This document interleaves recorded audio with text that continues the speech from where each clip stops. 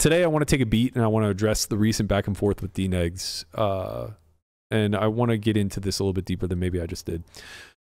Kid poker is synonymous with poker as Babe Ruth is with baseball. He's an everyman. He began as just another kid with a dream to strike it rich, and somehow through the right combination of hard work, resilience, and good fortune along the way, he not only survived 3 decades in a merciless industry that's designed to beat you to your knees, but he thrived, not just becoming a Hall of Famer, but as an ambassador and face of the game for the past 15 plus years. There's little debate to what Kid Poker has done for this game and continues to do throughout, making himself accessible to fans day in and day out. I'm no different than you guys. I remember vividly my early interactions with Kid Poker.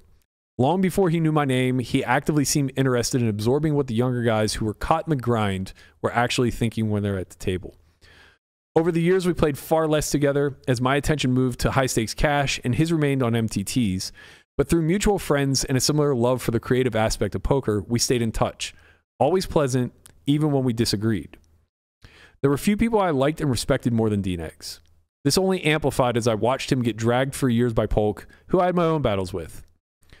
In recent years, the game has changed drastically. Those of us that now represent the older guard have had to battle in order to keep up. Throughout a pandemic, which forced us back online, and I, for one, can say that imposter syndrome was an ever-present voice, creating doubt around every single decision that suddenly felt like it was under a microscope for all to see. As he has done time and time again in the past, Kid Poker reinvented himself. D-Negs took on the world in the form of a heads-up battle against the self-proclaimed supreme leader, who built his career feeding off the ego of lesser opponents. Though the result was a costly one, the million was a small price to pay for the respect that D-Negs earned in return. He took on the best and he held his own. But throughout it all, we started to see him crack a bit under the microscope. Outbursts of rage during live streams, outspoken takes on social media with no concerns of the fallout it may bring to those he put in the crosshairs, and even threatening to feed someone's teeth anally while in the middle of a live stream. It all came off a little bit unhinged. To the casual audience, this may just appear to be another layer to the elder statesman. After all, he's been under a microscope for nearly 2 decades. Personally, I think this is just Daniel in his rawest, most unapologetic form. For years, Kid Poker was what the public saw. But this new, vulnerable, more transparent version of Daniel, through and through. And unfortunately, that comes with a certain level of petty, vindictive behavior that is more reflective of a petulant child than it is a nearly 50-year-old ambassador of the game we all love. When I took issue with Jonathan's post, I was very intentional to clearly state what my stance was. Nothing was personal, nothing disparaging about his business, ability to play, or to coach. Was my tone harsh? Probably. But we're all adults in a competitive business, and I would expect everybody to have thicker skin than this. Perhaps it's not my place to play logic police, but personally, I feel an obligation to ensure the public info spread in this community, be it strategy or ethics, is scrutinized and is truthful. When Daniel went on the offensive and called my character and competency into question, along with the dozen of people that I employ, I was disappointed. Not because it was unexpected or even because I consider us friends, but because the mental bar I had set for Daniel was so high. This is the biggest platform in our space, and he's utilizing it to tear down anything and everything he disagrees with in passing. To do so under some sort of honor in defending the little guy, who in this case is Jonathan, someone whose platform is as large or larger than mine, is just rationalizing bad behavior. Fact is, Daniel had never stood up for the little guy, at least not in recent history, and that saddens me. He failed us as an ambassador with stars. He's currently failing us at GG, staying completely silent as the online arena crumbles around us.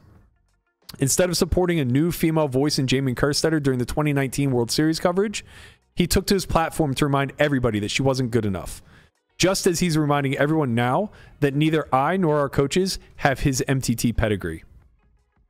In our 100th episode, I reflected deeply on the responsibilities that come with having an amplified platform. I was regretful and apologetic for not being mindful of the cost that comes with engaging publicly with smaller, less amplified voices in heated debates where their bigger point was ultimately gave way to personal attacks or value judgments. That was a big step forward in how I approach both the podcast and my social media. Does that mean I believe we shouldn't be able to speak out? If you watch this show at all, you know I don't believe that to be true. But it does mean that it's imperative we keep our eye on the ball and keep the conversation within the constraints of good faith. This means no appealing to authority, no ad hominems, no moving of the goalpost. We need to do better. I need to do better. I believe that conflict is good, and I believe that two competing ideas can be respectfully disagreed with. Unfortunately, in today's social media landscape, rarely do these disagreements play out favorably. I recognize and own my own failures in these conflicts. I also recognize and own that I believe in the power of debate.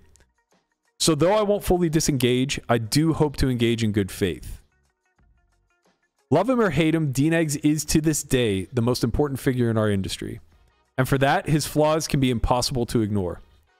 Though I still have a lot of love for Daniel, I don't respect his unwillingness to engage with openness and curiosity, and I refuse to engage with his attacks and appeal to authority.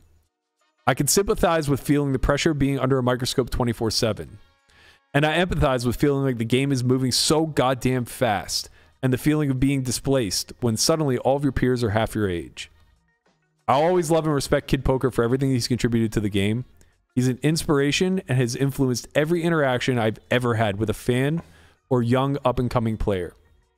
I hope the next generation can find the same inspiration from all the good that he's done. But I hope that they don't ignore the collateral damage and the bodies that he's left in the wake.